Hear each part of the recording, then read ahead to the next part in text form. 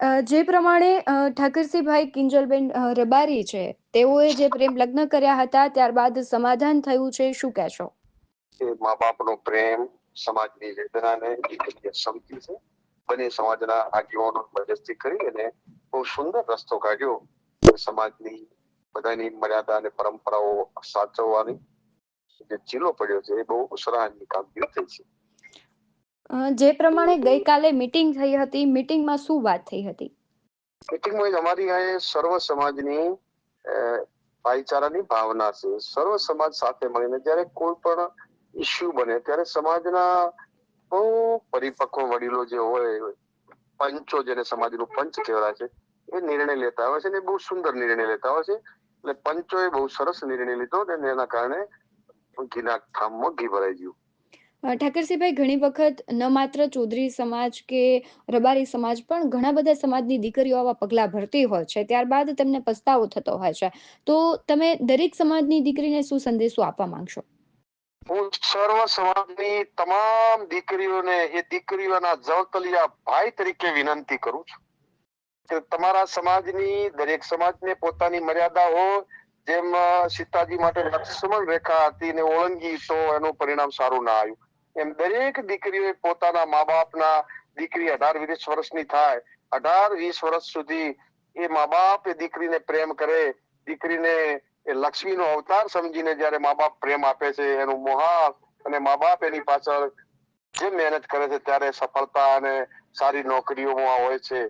ત્યારે દીકરીઓએ એ મા બાપનું ક્યાંય નામ નીચું ના થાય, મા બાપના આંતરડાને ઠેસ ના પડે. કોઈ મા બાપ એવું નથી આ દેશનું કે એની દીકરી દુખી થાય. સતત ચિંતિત હોય કે હજી દીકરાનું ચાલશે, પરંતુ દીકરીને ક્યાંય દુઃખ ના પડે એના માટે મા બાપ ચિંતા. એટલે તમામ સમાજની દીકરીઓને, આ ગુજરાતની 6 કરોડ જનતાને વતી અપીલ કરું છું કે દીકરીઓ, તમે નારી એ નર રત્નની ખાણ છે. તમારા કુખે તો શિવાજી જેવા રત્ના, રાયકા જેવા વીરલા પેદા થાય.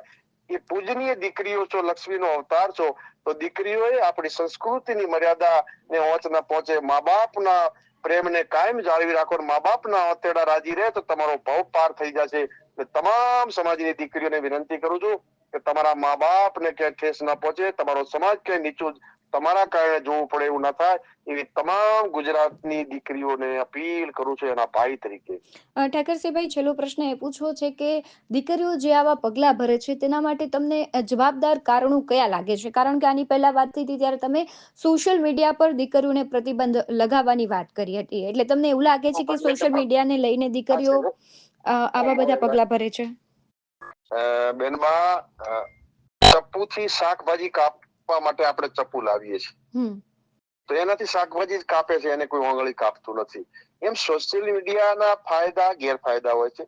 નાદાનીના ભોળપણમાં ઇન્સ્ટામાં ચેટો, હું તો ગામડાનો માણસ છું, મને ખબર નહીં, પણ મને છોકરા મારી હાથે નરસીને હોય કે સ્નેપક એવું કઈક ચેટ આવે છે, આ ચેટોમાં છેતરાઈ જાય ને એ ફોટા પણ નવા નવા મૂકે ને આવું બતાવતા હોય, ત્યારે યુવાનો મને ઘણા કહેતા હોય કે આવું થતું હોય.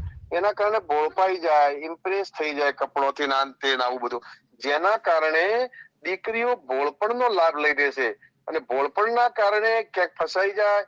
ગ્લેમરસ દુનિયાના ભાડાની ગાડીઓ, લોન ઉપર ગાડીઓ મળે અને હારા હારા બ્રાન્ડેડ કપડા પહેરેલા, દીકરીને એમ છે કે આ તો બહુ સંસ્કારી ને સુખી છે, કોકની જમીનો જ બતાવી દે કે આપડી છે. અને પછી જયારે ગ્રાઉન્ડ ઉપર દીકરી છોકરા જોડે લગ્ન કરીને રહે ને વરહ પછી એને આખી સ્થિતિની ખબર પડે ત્યારે ખાવાના પણ ફોફા હોય, ત્યારે એવી દીકરીઓને રાતા પાણીએ રોતા પણ મેં ઠાકરસિંહ રબારીએ જોઈ છે.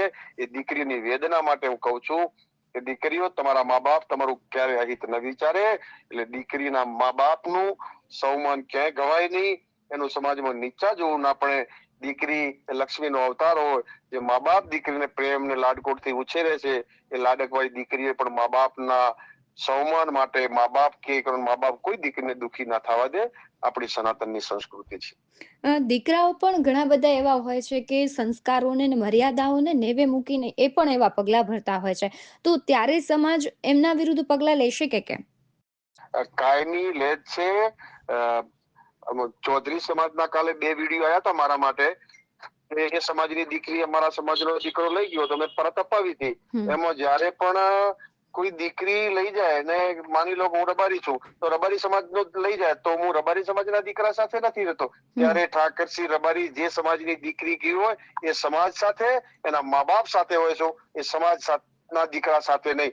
હું માનું છું દીકરાઓને પણ વિનંતી કરું છું, તમારી પણ બેન છે, આ જે લાઈન ભાગી જાય એમને પણ છાતી પર હાથ મૂકીને વિનંતી કરું છું કે ક્યારેક હોતા હો ત્યારે ભગવાનની સાક્ષી વિચારજો કે તમારી બેન કોઈ ભગાડી જાય તો તમને કેવું લાગે. એને વિચારવું જોઈએ કે તમારી બેન જોડે તમે આવું કૃત્ય ખરાબ નથી ઈચ્છતા તો તમે બીજાની બેન દીકરી જોડે પણ આવા ભોળવાવી લાભ લઈ અને આવું ના કરવું જોઈએ, એવી દરેક દીકરાઓને પણ વિનંતી કરું છું. અને છેલ્લે પ્રશ્ન છે કે ગઈકાલે મીટિંગ થઈ, કિંજલબેને આ નિર્ણય લીધો, હવે આગામી તેમના ભવિષ્ય માટે સમાજે શું નિર્ણય લીધો છે?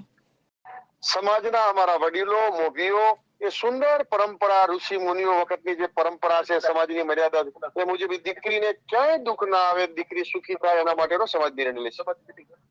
જી ઠાકરસિંહ, આપ જોડાયા તે બદલ ખૂબ આભાર.